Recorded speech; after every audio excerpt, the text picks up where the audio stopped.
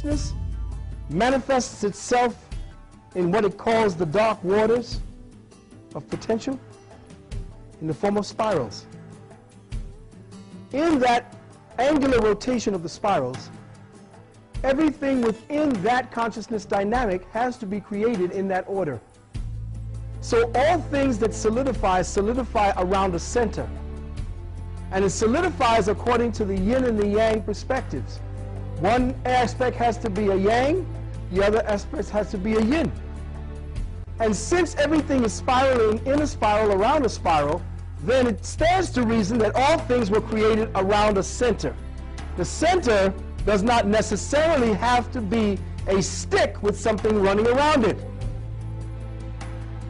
The centrifugal line of force that is invisible to us can act as the axis of consciousness, around which the elementals, through accretion, solidify themselves.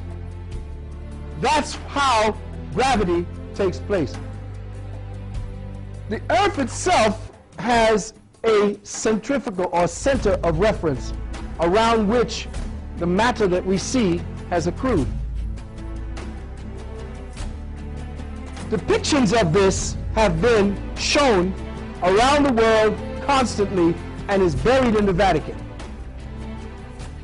Depictions of the fact that sailors who sailed into certain areas or zones of activity or places on the planet never returned.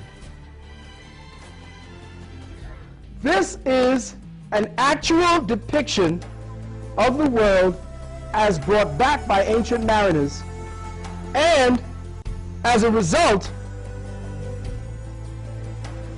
because of what it is that the Earth is really about, those who want to keep you in lockdown tell you that the whole damn thing is smooth, that somehow there's a top. But when John Glenn went up on the cover of Look magazine 1967, I believe, it showed the top of the world as a whole. And once that happened, NASA, the government, and the secret government, the shadow government, said anyone taking pictures of the world has to airbrush the both ends where the hole is before they release it to public. Now what we have are shots of NASA, please, showing you the top of the world. Some deep shit, right? And just when you thought that there wasn't something else to think about, now you know there's a hole in the fucking Earth. Right. Back in the 40s. Now what are you going to do about it? You're going to sit there and say, ooh, oh, that's some deep shit. Let me take another tote.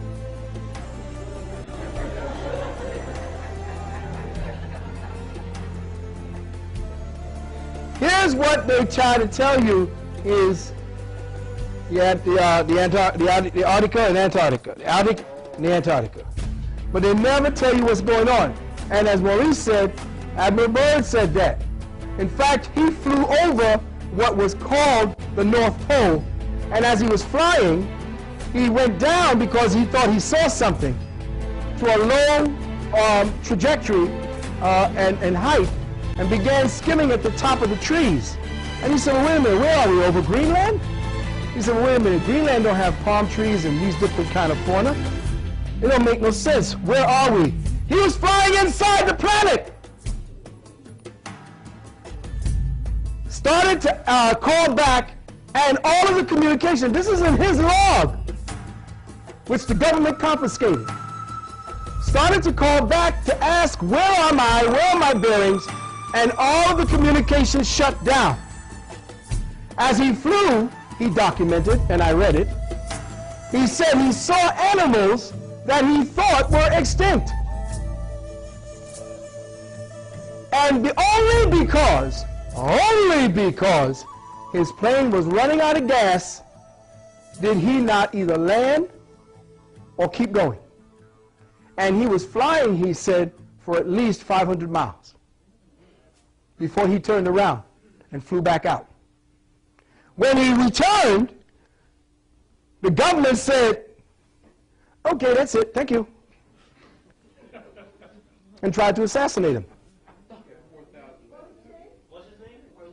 Bird. Said, yep. He took 4,000 men with him. Right. Now, I'm just going to get to that. He convinced some members of the military that our government has not been too truthful to us. And he came back with evidence of this and was able to grab up a few thousand men to make a move to get in there. But as he entered the lip to get in, he started getting fired upon. To this date, jets fly over the aperture to make sure that no commercial plane flies over the North Pole. This is a photograph taken January 1967 by the satellite ESA-3, clearly showing the hole in the North Pole. We live on a fucking donut.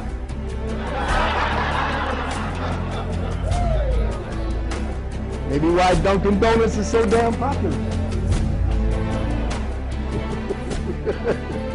Yeah. The light is the sun. And you have to remember that our angle to the sun changes as it spins. So the satellite may take pictures that are reflective. And remember also that the cameras that are taken up there are created to reflect the light of the sun onto the place where it is to take the picture of. So there is clearly a hole. Listen, looky, looky. There's your earth. There's your hole. There's your hole.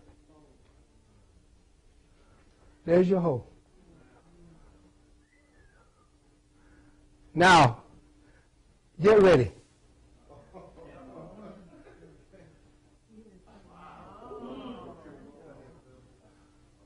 What you are seeing is a satellite shot zooming in on the hole and taking pictures of projected light inside.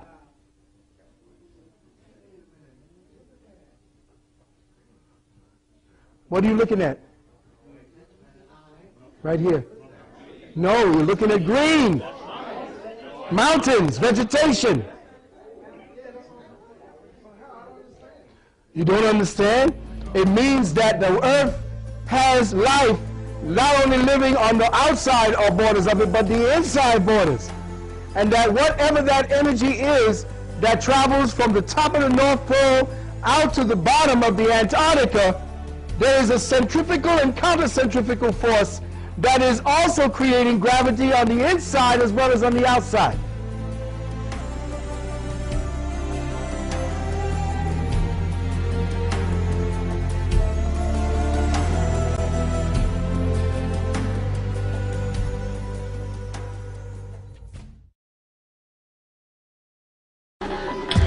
Hello, this is James, the Shaktipat Seer. In this mini-documentary, we're going to look at some of the information surrounding the ancients' understanding of the hollow earth and related mysteries, Nazi occultism, Kali Yuga, and the idea of a battle between good and dark for control of earth at the end of time. The next clip is from a series called Vedic Cosmos, which describes the 7 netherworlds called Talas, which are said to be beneath the earth. This information is taken purely from the most authoritative books on the planet, the Vedas. Below the earthly planetary system are 7 subterranean realms named Atala, Vitala, Sutala, Talatala, Mahatala, Rasatala, and Patala, which do not receive sunlight and which are inhabited primarily by demoniac living entities.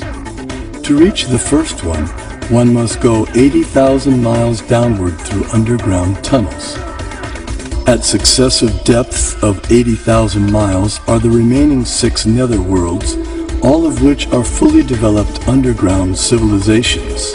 In the 4th level downward, Talatala Loka, lives the magical architect Maya Danava, who has designed many brilliantly decorated cities where proud materialists reside.